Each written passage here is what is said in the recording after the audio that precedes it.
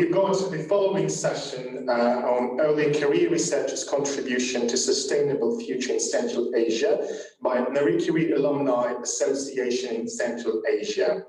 They will be moderated by Ms. Sofya du Boulay, PhD candidate in political science, Oxford Brookes University, UK. And there will be following speakers: Mr. Shokirbek Shermukhamedov, PhD student, machine learning, University of Innsbruck, Austria; Dr. Gulsim Kulsharova, postdoctoral scholar, School of Engineering, Nazarbayev University; and Dr. Selbi Hanova, Communication for Development Officer, UNICEF. Please join and welcome. Thank you.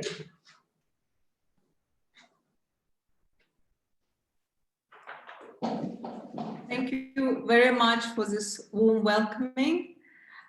Good afternoon, everyone. We welcome you to the final session of today's forum, which is devoted to early researchers' contributions towards sustainable future in Central Asia. And we've got three wonderful presenters today. Selbi Hanova, who's serving as Communication for Development Officer for UNICEF Turkmenistan, will talk about regional cooperation in post-Soviet Central Asia, the power of ideas and identities. Shokirbek Shermukhamedov, who is a PhD candidate in physics at University of Innsbruck, will talk about generation of clean energy like the sun, designing materials for fusion reactors. And finally, Gulsim Kulsharova, who is instructor at the School of Engineering and Digital Sciences at Nazarbayev University, and also happens to be a founder and the chair of Marie Curie Alumni in Central Asia. She will talk through emerging micro-scale technologies for accelerating drug development industry. And I'll give the floor to our first presenter, who is Selbi. Thank you very much, Sofia. Dear colleagues, good afternoon. It's an honor and a pleasure to be presenting in front of you today. Sofia, thank you for this introduction. I'll just start sharing my screen so that you can see my slides. I hope you can see them now.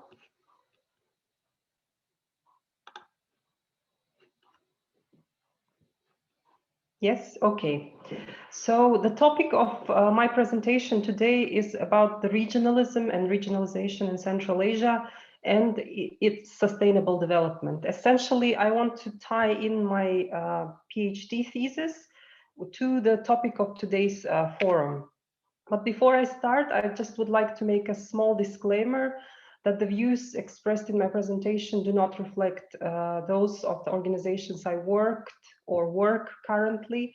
And these are just reflections of my own analysis and research conducted during the Marie Curie Fellowship on Post-Soviet Tensions at the University of St. Andrews between 2013 and 2017. So, as most of you are familiar, the region of Central Asia inhabits 5 states. And one of my favorite quotes from my thesis is that the region is at the intersection of Chinese, Arabic, Persian, Russian, and Mongolian influence, and the only common denominator is cuisine. As you see here, these are common dishes that we all have eaten in the region. And this quote was by 2 very prominent experts, of whom I'm sure you're familiar, Muratbek Emanaliyev, who used to be the former foreign minister of Kyrgyzstan, and Valentin Bogotyrev, who is a well-known expert also from Kyrgyzstan. So I asked these 2 persons, what do you think is the common denominator for Central Asia? And this was their response, which is very interesting.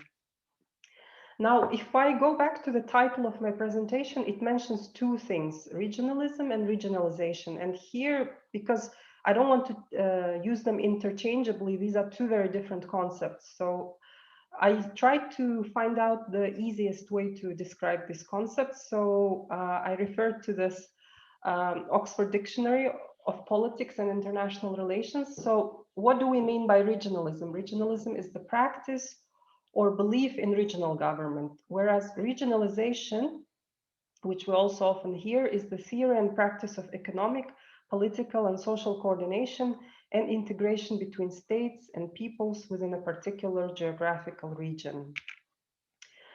If we look at regionalism and regionalization in Central Asia, then there is an array of organizations. We have Central Asian organizations, we have post-Soviet organizations, China-led organizations.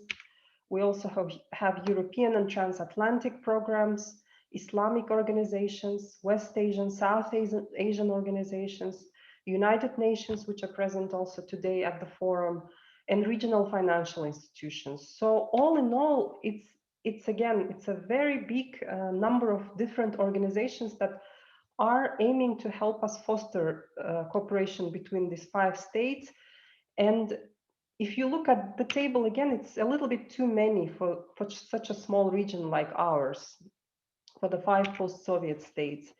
And then again, if we look at the literature, we also have this other sort of organizations which are often analyzed in a very, how can I say, Russia-led or China-led way. So we have Shanghai Cooperation Organization, we have Collective Security Treaty Organization, and we have the Eurasian Economic Union.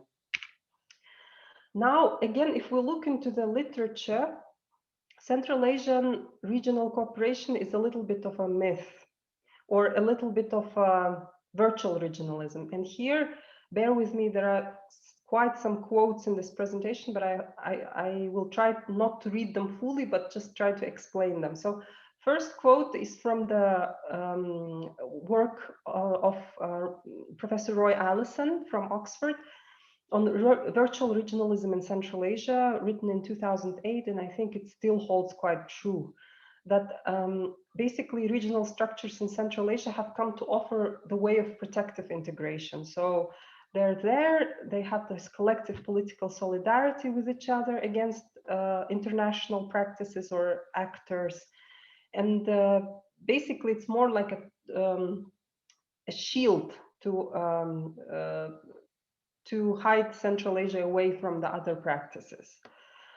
Then, of course, we have, just like if we look at the identities in the region, or, and my thesis looked at the identification of states in the region and how these identifications impacted the regional cooperation in Central Asia. And essentially, if in social sciences we talk about identities, identities are often times formed against the others. So whatever the other is that we don't want to be. And in that sense, these 3 pictures are quite revealing. So first, other for Central Asia is Soviet past, which you can see from this beautiful mural from Bishkek that I captured during my field work. So Central Asians or Central Asian elites do not want the repetition of Soviet past, or are building their national identities against the Soviet past. The second other for Central Asian governments and elites is the concept of Tajikization. So my fieldwork interviews revealed, for instance, that we don't want, like many countries in the region, aside from Tajikistan, for instance, they keep telling that we don't want Tajikization, we don't want Tajik scenario on our territory. So this is the second other, and the third other is Africanization. So we Central Asians, being the sort of the legacy of the Soviet Union, we often think of ourselves as the first world, or at least the second world, but not the third one. So we don't want to be associated with the third world. This is how the other is constructed in Central Asia. Now, looking precisely at my research and how this ties into the topic of today, Central Asian regionalism is a dialogue of state discourses. Basically, every state narrates its story, its identity through practices, through different speech acts, through certain narrations about what, for instance, Kyrgyzstan is. Kyrgyzstan is a country, is an island of democracy, or used to be an island of democracy. What is Turkmenistan? Turkmenistan is the country of neutrality. What is Uzbekistan? Uzbekistan is a fortress, like during especially Karimov's when President Karimov was there was this notion of Fortress of Turkmenistan. Or, for instance, Kyrgyzstan has another one. We are a regional hub, a transport hub. So all of this is the narrations, and these narrations impact the regional identity and the regional organizations present in the post-Soviet space. And of course, the issue of geography starts to matter as well in these narrations. This is where the geopolitical storylines, internal tensions, incoherences in geographical script, or the way how we describe ourselves. For instance, during my field works in Kyrgyzstan, Turkmenistan, in different, with other also researchers in Kazakhstan, I asked them, so how is, for instance, Kyrgyzstan related to Central Asia? How does it place itself in Central Asia? And the question and the answers varied. For instance, Kyrgyzstan is part of Central Asia, sort of it's there, it's belonging there. Some other answers differed. For instance, in Turkmenistan's case, you don't hear so much that Turkmenistan is part of Central Asia, but you hear that Turkmenistan is part of Caspian region or Caspian area. So this is when you start realizing that the significance that the states and political elites give to geography starts to matter in their political choices as well. And if we look at the region in general, then there are multiple storylines and narratives. It's Silk Roads that are often referred to, its backyard, with Central Asia is often called the backyard of Russia and Russia and China. And then we have this notion of periphery of the world affairs. And then if we are at the periphery of world affairs, then how do we define sustainable development? How do we, and by we, I put it in basically in quotation marks, is we Turkmenistan, we Kyrgyzstan, and we as Central Asians. What is change for us and what is improvement for us becomes a key question. What does it mean to improve nationally and regionally? And what does it mean to improve along the lines of sustainable development? And of course, in that dialogue or debate, again, we face the same issue that the region is a composite of different states with different narratives. So in that sense, of course, there is a whole new avenue of research that is open for young researchers, which basically allows them to see what does sustainable development mean for Turkmenistan, what does it mean for Kazakhstan, what does it mean for Tajikistan, Uzbekistan, Kyrgyzstan, and how can we see that these meanings coincide, and whether these meanings also coincide with the generally acceptable term of sustainable development that we use in the UN vocabulary. And of course, sustainable development is a continuous process, so is identity formation. And it's not an end in and of itself. So I wonder, and I want to conclude with this question, conclude my presentation with this question: is there a Central Asian way of developing sustainably, or perhaps it's something that we need to explore? And at this very point, I want to end my presentation. Thank you for your attention. And I hope you enjoy the lovely photos of our former presidents from the region sharing food that apparently is still a common denominator of identity. Thank you very much, and I look forward to your questions at the end of our panel. Thank you. Thank you very much, Selbi. And just to remind all of the panel attendants, you can write your questions in a virtual chat, and we can collect them and read them at the end of 3 presentations, just to remind you about it.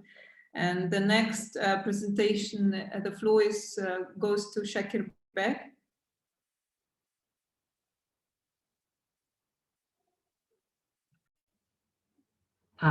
Hello, can you hear me?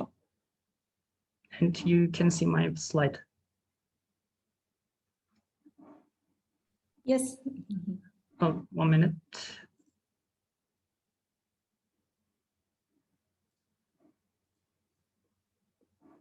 Yes, you can see.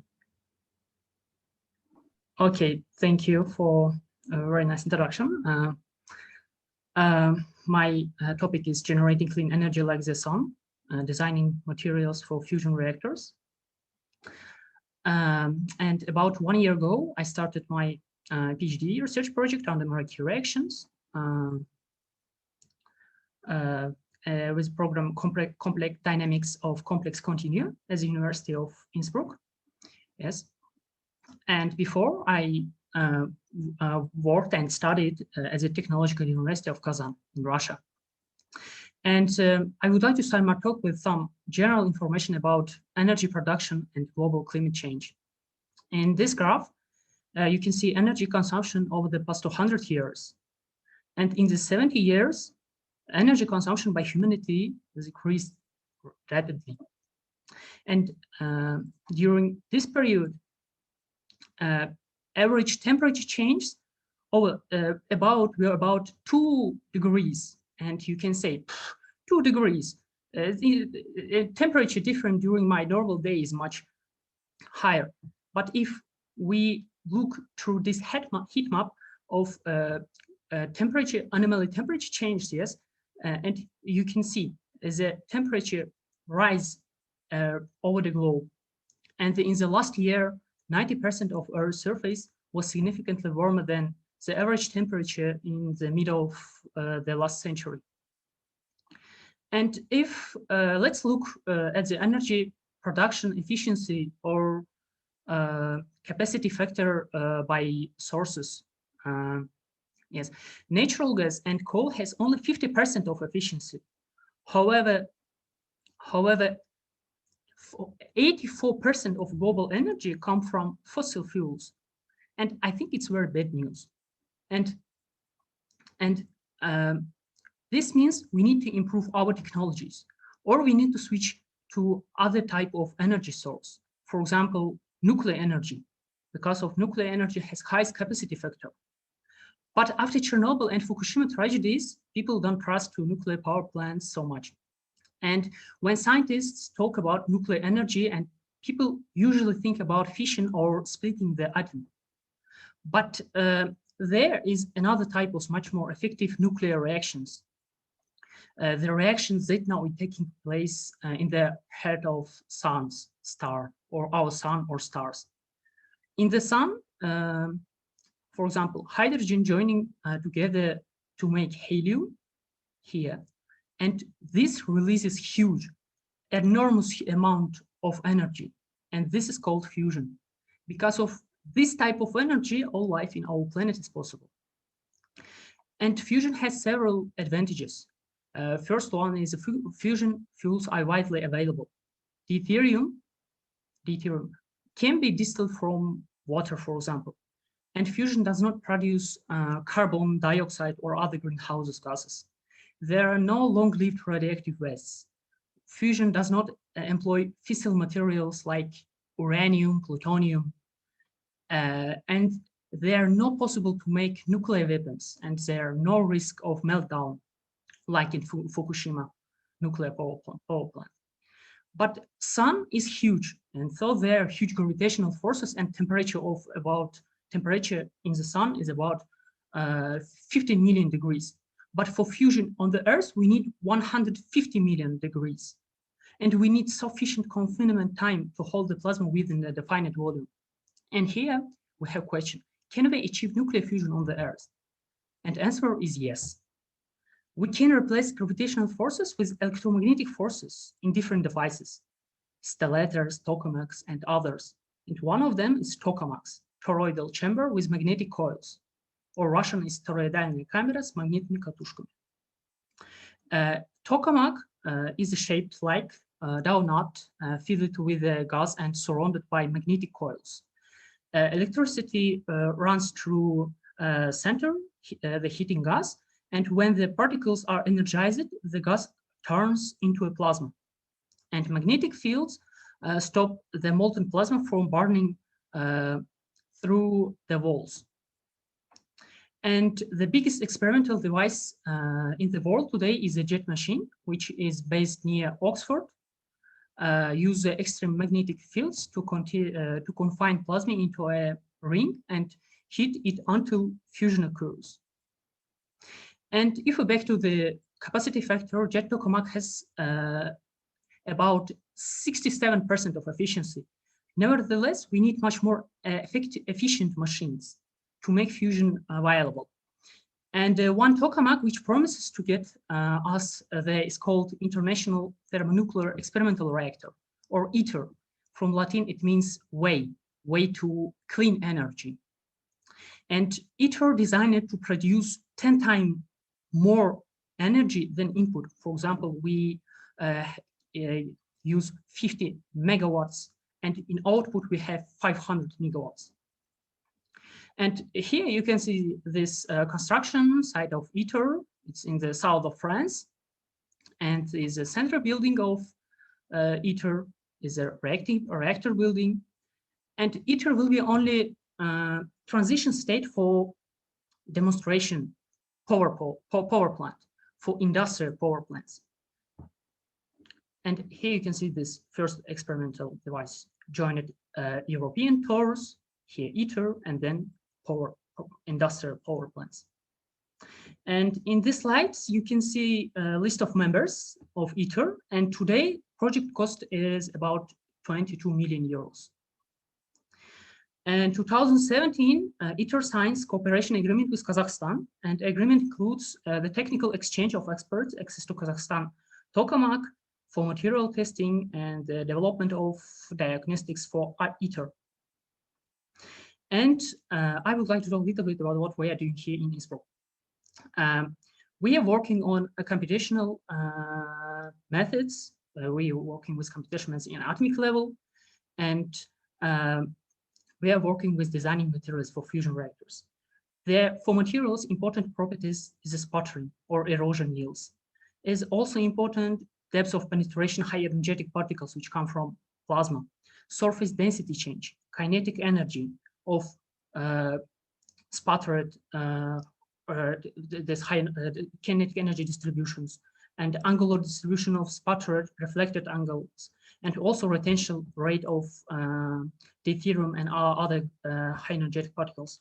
In general, we are working with plasma facing materials and plasma wall interactions. And here I found this graph very useful, because here you can see all processes from atomic level to compound scale for structural components lengths, for example. Yes, here from atomic vibrations to demonstration reactor concept. And in this case, also we can somehow give some relation between these all physical processes and computational methods. Here you can see the best type of computationals, this ab initio or first principle calculations, electronic structure calculations. And with this method, we can calculate hundreds of atoms with very high accuracy. With molecular dynamics, we can modeling thousands of atoms, 100,000 atoms, but accuracy will less than quantum level, ab initio level. And because of this, here in Innsbruck, we are working with machine learning potentials, particularly neural networks, for achieve quantum level accuracy in molecular dynamic simulations. We want to apply quantum level accuracy to 100,000 atoms and investigate different materials under and sputtering processes and other physical process which possible in fusion reactions. And for example, we can compute sputtering yields or erosion yield. We can compare these values with experimental data, with available literature data. We can compute outgoing angle sputtered particles. It's important for analysis impurity of plasma or dust level in future tokamak reactors. Or we can also calculate reflection coefficients, reflection probabilities, and angular distribution. It's important for general fuel consumption, and it's help us estimate the fuel loss because of retention and reflection, not direct reflection processes.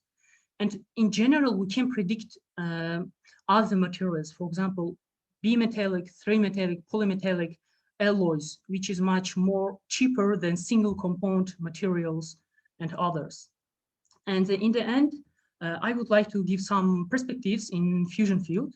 Today, fusion field is not only a government or scientific project. It came to also private sector.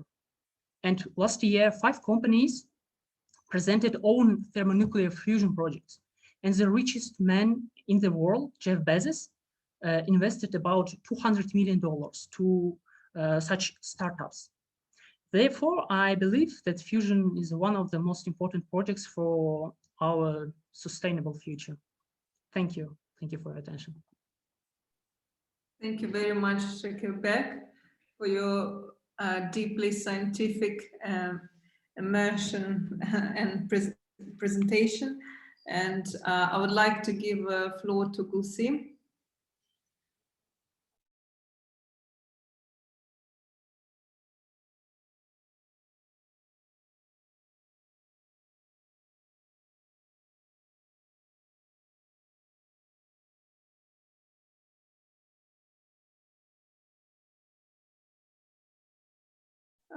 Gulsim, could you please unmute yourself? We can't hear you.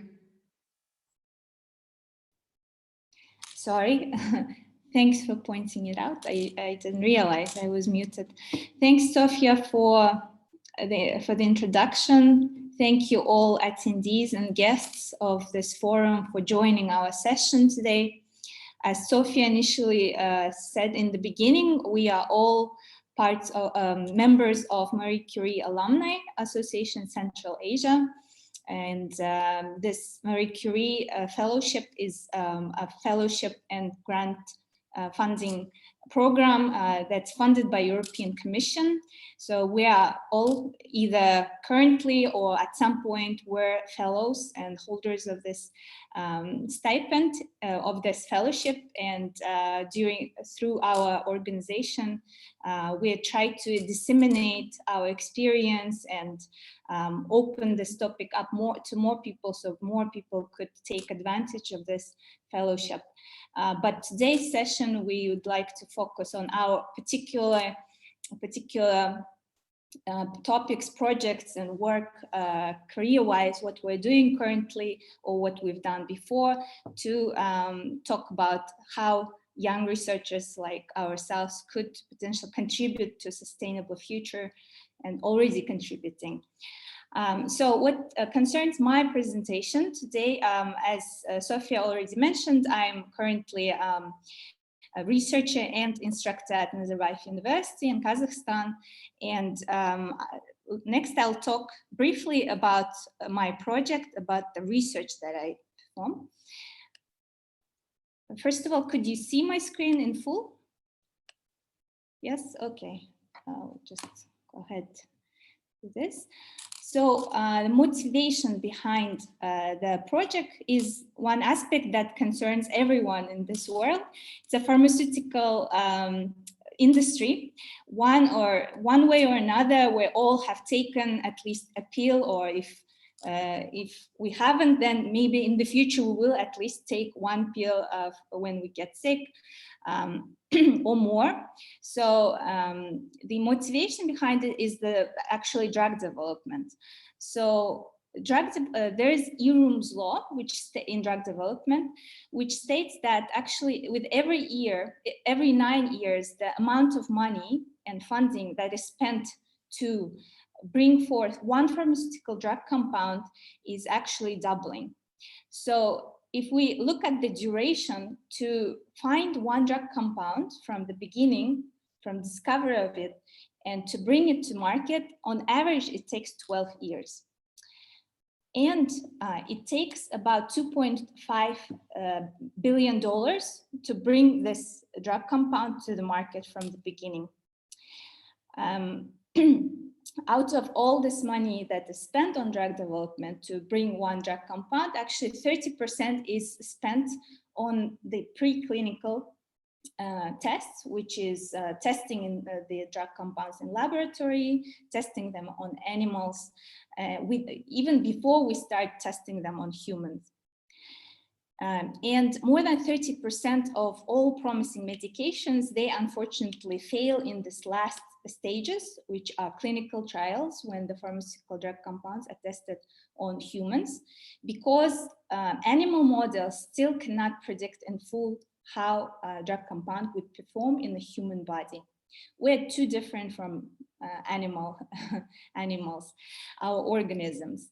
So if we look at actually how drug development is done, any kind of drug pharmaceutical, it's first tested in laboratory, so on cell culture, and all toxic compounds that do not do well, they are eliminated at the stage, and the ones that are promising, that do not show any toxicity and show good results, they are passed to the next big stage, which is when they're tested on animal models, starting from mice, finishing with chimpanzee. Again, the toxic ones are eliminated, but the ones that do not show any toxicity and perform well on animals, they are passed to clinical trials. Clinical trials themselves take about 5 years or so, and the clinical trials themselves comprised of 3-4 phases, phase 1, 2, and 3, and sometimes 4. And out of these, even at this stage in clinical trials, when all the funding has been, when a lot of funding has been spent already, the success rates are quite low. So if we look at the phase 3, which is the last stage of clinical trials, success rate is not even close to 90 or 100%, about 60, 67%, which means that after making through all those years to all the stages and passing through the testing, rigorous testing, drug compound could fail in the last stage, which is the reason why the drug development is getting more and more expensive every year. And the main reason is that, as I mentioned before, animal models cannot fully predict what happens to a drug compound in us, in human organisms, because we're still too different. So engineers and scientists in the last 10 years, they started thinking if there could be any kind of platforms or any kind of methods that could improve the situation and could predict toxicity of drug compounds much earlier in this stage, where if we could eliminate many toxic compounds in the beginning, even before they reach animal models, that could save us a lot of funding. And also it could actually reduce, or maybe in the future eliminate, number of animal models that are used in drug development, which of course brings us to ethical side of drug development as well. And this technology is concerned with this field that's called microfluidics. This slide just shortly what microfluidics is. Microfluidics, it's a field that deals with behavior, precise control, manipulation of fluids, which are constrained in a very, very small volume, in a small scale, which is in micrometer scale. Micrometer is 10 to the negative 6 meters. And why it's beneficial is because, especially when we work with precious samples, sometimes drug, maybe pharmaceuticals could be very precious, or even human samples could be very precious, then it's very useful to use very small volumes and not waste it, and run quick tests. So microfluidics is a large field, and it has many different applications, such as diagnostic tests, kits, portable devices, and so on. But the one that is applicable to drug development is called organ on a chip. So on this picture, we see lots of different devices, microfluidic devices. And if you notice, all of them have these channels. So those are called microchannels, channels which are micrometer size in length, in depth, and in width.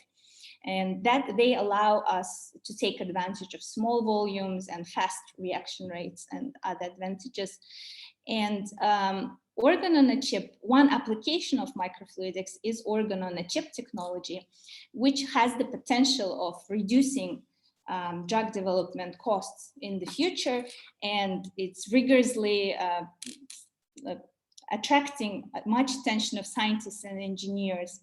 So organ-on-a-chip platforms, these are 3D platforms which contain, which are made of biocompatible materials typically, and which contain microchannels in them and wells that are seeded with actual human cells. And these human cells are cultured in these devices, and the environment is always dynamic in there, which imitates better what happens in the human body, because our human body is dynamic. Everything, the cells are always in under dynamic flow, and such environment would recapitulate how cells would react to a certain drug compound much better than static cell cultures that are traditionally used in drug development currently.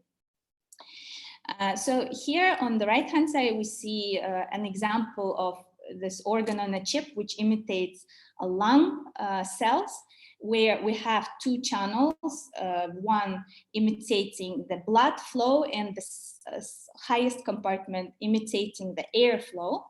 And in between, the actual lung cells are cultured. And due to engineering design, these lung cells, they are always constantly stretching and expanding to imitate the actual human breathing environment. And in that sense, we could mimic what's happening to lung cells and test that or another pharmaceutical drug compound. So in my project, we this was an example of a lung on a chip, and there are different types of organs on a chip, and there are even coupling of different organs together to imitate several organs together. So the examples would be lung on a chip, liver on a chip, heart on a chip, and so on, and kidney on a chip. There are many different parts of organs that are mimicked on these platforms, and the final ideal case of engineers and scientists is to have a human on a chip, which is body on a chip, to couple all of these platforms and actually mimic how they reacted between each other and how they crosstalk to each other.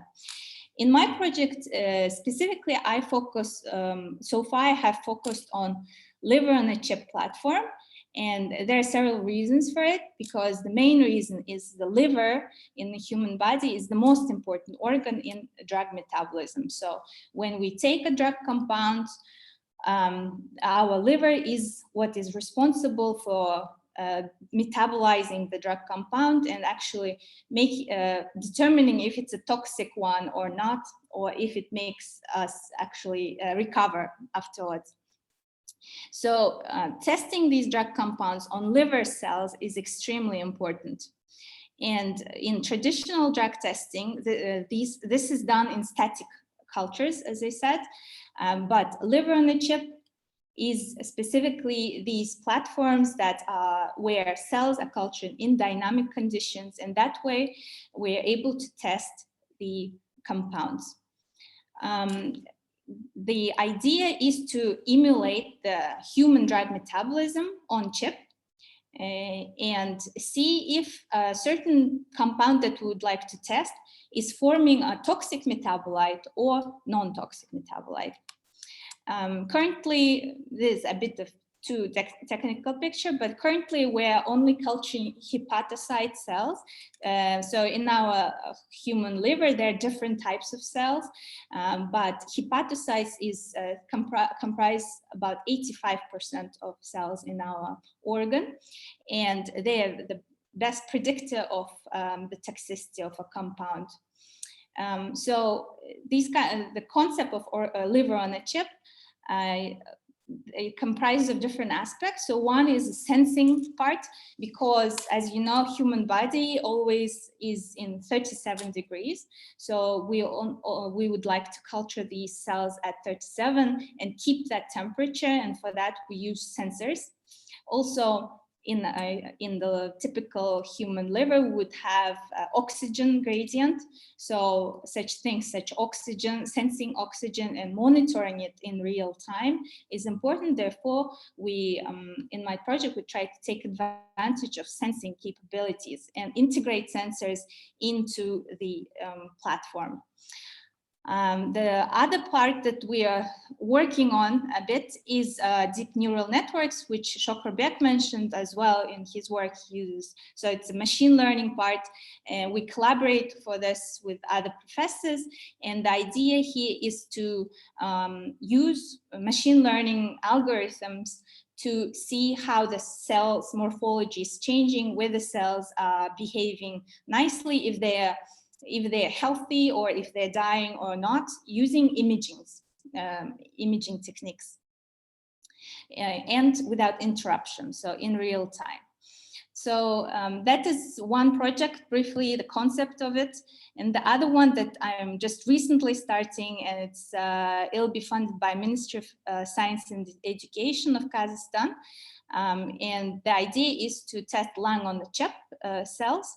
So this is a typical, in our lungs, we have these parts that are called alveoli, where they are filled with air when we breathe in the air. And then through the air, some toxic compounds or even oxygen, non-toxic compounds, through a membrane that's called alveolar capillary membrane, they are transported to blood, to our organism. So using engineering techniques such as microfluidics, we'll be able to imitate how this membrane behaves under how the cells that are on this membrane would behave by having layers. So membrane is actually imitate the alveolar capillary barrier, in short. Mimicking healthy lung on a chip would allow us also not only test how normal cells react to that or not, a compound or toxic compounds, it also could open new avenues for pandemics, such as the example of COVID-19, when there was no treatment, when researchers were trying to find new treatments or vaccine, of course, but if there are any treatments in such cases, then by having a healthy lung on a chip mimicry, we could test new compounds that sometimes is very time sensitive in such cases. So having organs on a chip, whether it's a liver or lung or different organ, could open many avenues for testing drug compounds, whether they are toxic or not, but also because we use human cells in laboratory conditions, it has potential to mimic the actual environment even better than animal models. So in that sense, this technology has big potential of perhaps eliminating animal models used in drug development field in the future. If not eliminating in full, but maybe reducing the number of animals. So on this project, currently there are several undergraduate students and my colleague, a PhD, postdoc person, and we are always keen on finding new members. So if any of the people who are watching would be interested, and if they're from engineering background, you're always welcome to contact us. Or if you have any questions that come up later, you could also contact me. And as the last slide, I'd like to say, let's use chips, not chipmunks.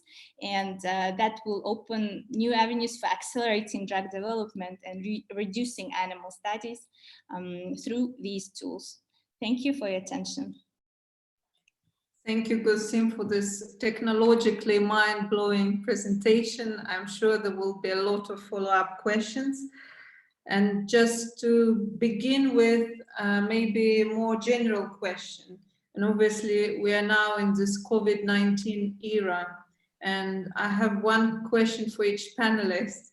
How do you think did COVID-19 shaped your disciplinary understanding of sustainability, and obviously each of your individual presentations, you gave us some conceptions of sustainability, but how do you think your discipline should react to COVID-19 changes? Thank you.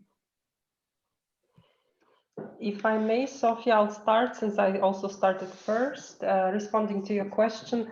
So obviously I come from, as you can see, from more social science background, and in background in international relations. So in that sense, of course, right now, as you see, you're also coming from the social sciences background. There is a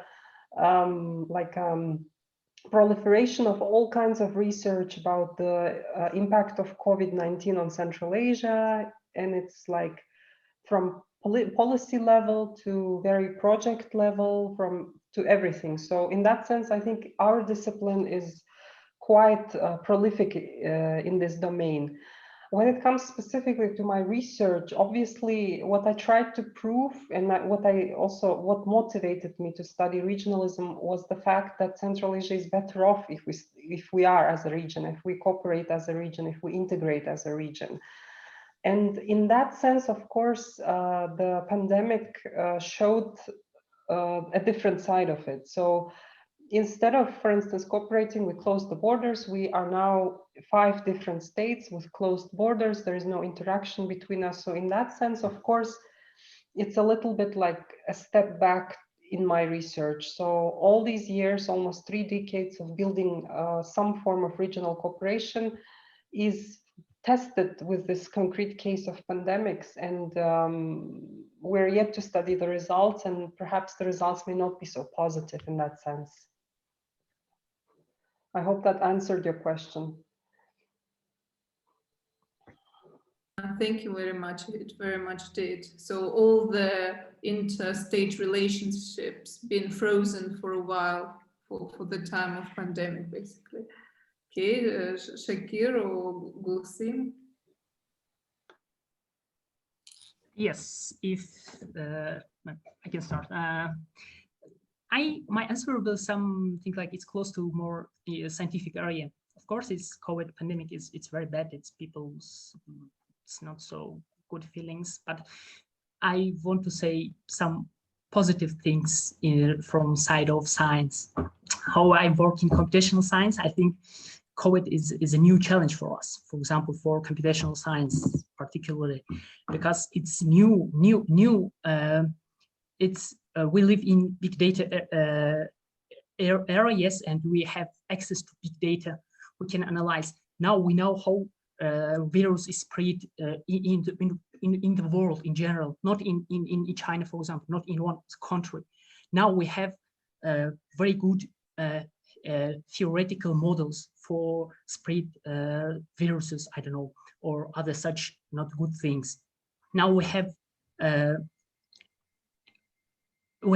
data, big data. We collected this, and maybe you know this University of Johns Hopkins. They did they did very big job, yes, and it's very good. Also, guys from Google, they did another important thing in computational science is on protein folding, and they gave new model. It's called AlphaFold, and AlphaFold predicted coronavirus receptor protein structure. And it predicted well, and they published this in Nature. And today this model is the best one for protein folding materials. And I think in general, COVID help us to understand many important social things also. Yes, thank you. Thank you very much, and hopefully in the future, big data technology can predict the spread of new viruses and other sort of pandemics. What about yourself, Gulsim? Obviously, drug development is a big topic. Yes, my view on that, I guess, from personal standpoint, of course, COVID was bad for many. Is bad, still going on, this pandemic situation, and the research-wise, if we don't divide by discipline per se, but I think for many who are working in the research field, who are not even who are not working or who in industry, it's all kind of put some pause, everything on pause. So in my personal research work, many things have stopped during like last year because of the delivery. So for our experimental work, it's very important that to have deliveries always and have chemicals coming and so on. So in that sense, it stopped, it paused the progress. But if we talk about sustainability point of view, then for biotech and medical field, everyone knows that COVID has revealed big issues in Kazakhstan, but in the world, it has actually accelerated, I think, medical field and biotechnology. Biotech companies have soared, their shares have soared, and their work has been quite active in the past year. So, so biotech and companies have, I guess, have been one of the fields that have benefited in that sense from this pandemic. Yeah. So we've got remaining 12 minutes for this panel, and I guess we can collect 2 questions from the audience. You can probably unmute yourself and ask your questions directly to the panelists if you wish.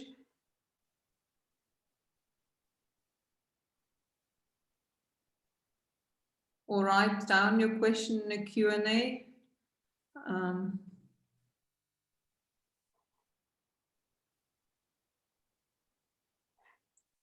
Okay. Okay, Aidana Ilyasova is writing there is no questions. I guess everyone is tired after the long day 1 of forum.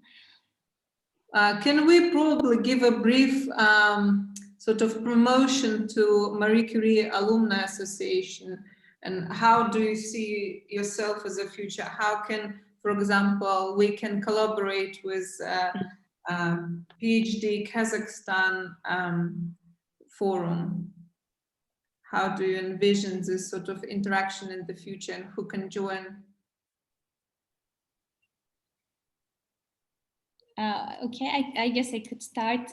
So, Marie, first of all, can I ask the attendees maybe to write a plus if you're a student currently, or if you're a prospective student? Let's not be shy. Please put a plus if you are not, if you are a student currently, or if you're thinking about going for higher degree in the future.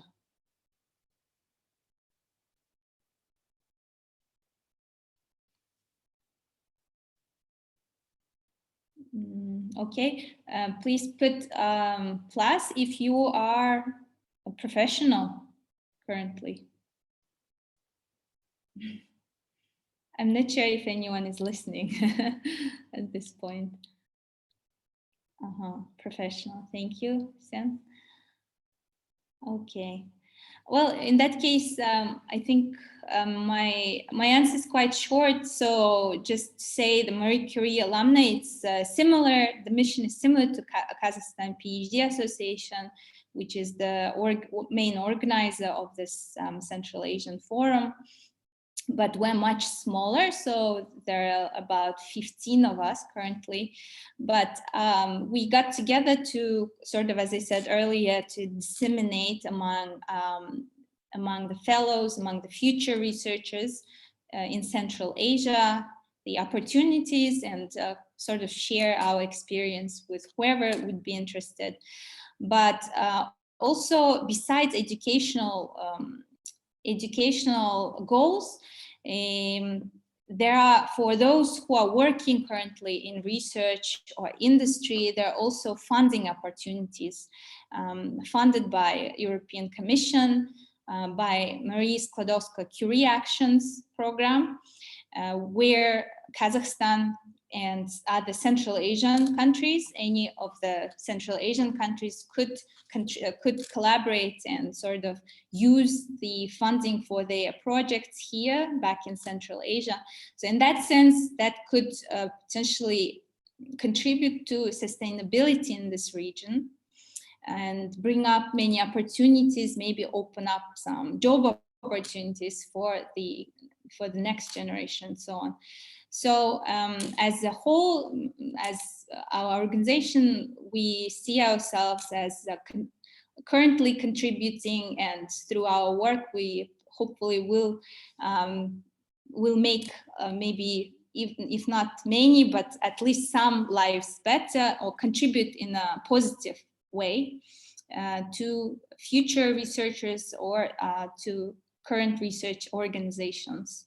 So, and yeah, Sofia, thanks for putting this slide up. Yes, these are our contacts and these are our names, just to remind, and where you could find us on social networks. But yes, Sofia, I don't know if I answered your question, but and also just to add to what Gulsim just mentioned, Gulsim and Selbi are organizing wonderful practical workshops on how to apply for grants. They're inviting representatives of Marie Curie who are given very good advice on applying for big European international research grants. So for those of you who are professionals or who'd like to start their postgraduate journey, I think you should look for the programs like Marie Curie. And if we don't have any follow-up questions or comments, probably it's time for us to conclude on this positive note that there is a hope for sustainable development and future for Central Asia, especially with such wonderful speakers as Selbi, Shakir and Gulsim today. And thank you very much for your attention. thanks, Sofia. Thank you very much. Thank you. Thank you.